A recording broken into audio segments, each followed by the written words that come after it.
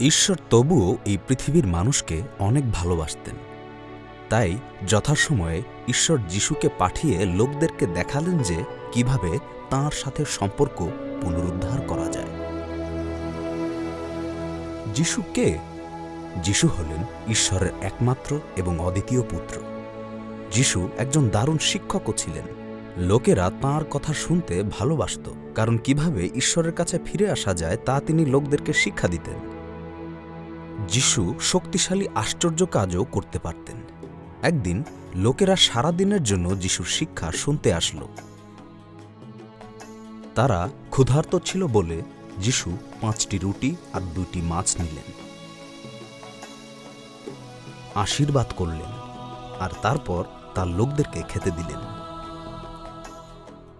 ওই দিন 5,000-এরও বেশি লোক পেট ভরে খেল।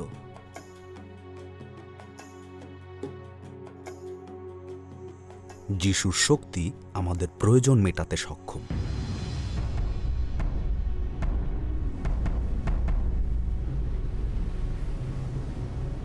আরেকবার যিশু নৌকায় তার শিষ্যদেরকে নিয়ে একটি বড় নদী পার হচ্ছিলেন।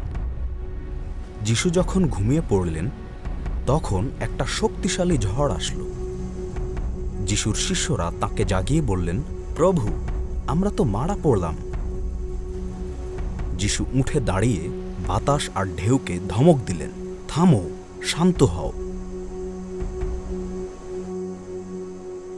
তখনই বাতাস আর বৃষ্টি থেমে গেল। প্রকৃতির শক্তির চাইতেও যিশুর শক্তি বেশি।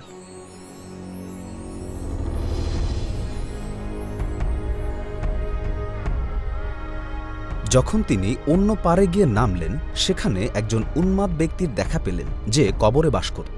তার মধ্যে অনেক মন্দ আত্মা ছিল এবং সে বিপজ্জনক ছিল। যিশু যখন তাকে দেখলেন, তিনি তাকেও ভালোবাসলেন। তিনি সেই মন্দ আত্মাগুলোকে ধমক দিয়ে বললেন, বের হও।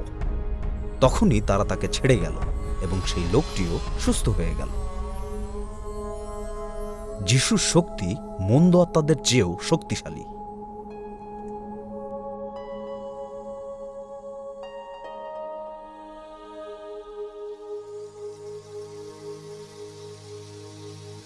যিশুর এক ঘনিষ্ঠ বন্ধু অসুস্থ হল এবং মারা গেল। কয়েকদিন পর যিশু সেই বন্ধুর কবরের কাছে গেলেন। যেখানে তার বন্ধুকে কবর দেওয়া হয়েছে, সেখানে যাবার পর তিনি কাঁদতে শুরু করলেন।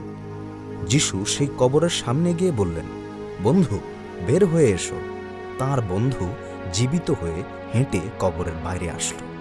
মৃত্যুর চেয়েও যিশুর ক্ষমতা অনেক বেশি। যিশু আমাদেরকে ভালোবাসেন বলেই এই সমস্ত কাজ করলেন, আর তিনি চান যেন আমরা ঈশ্বরের কাছে ফিরে আসি।